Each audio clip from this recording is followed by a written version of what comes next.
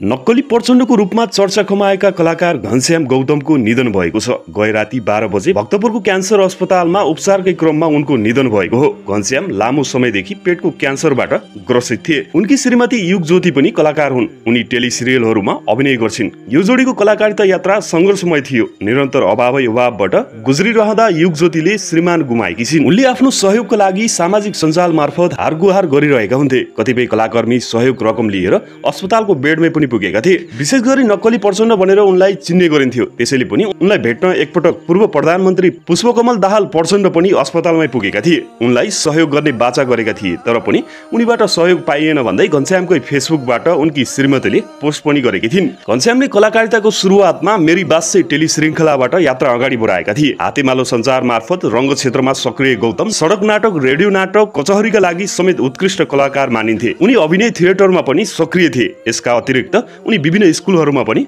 अभिनय सिकाउने गर्दथे।